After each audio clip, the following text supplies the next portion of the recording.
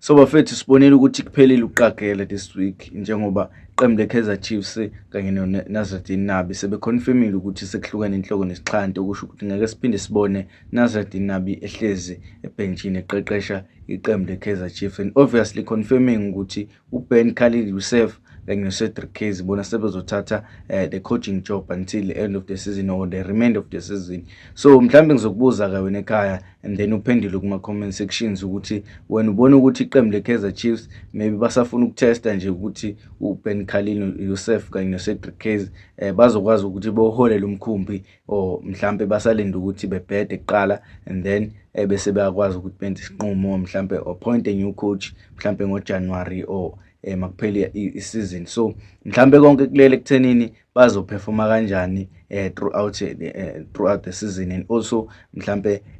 nabo ke futhi abalandeli baleki iqembu siyabazi ukuthi if ama-results engezi kahle they will quickly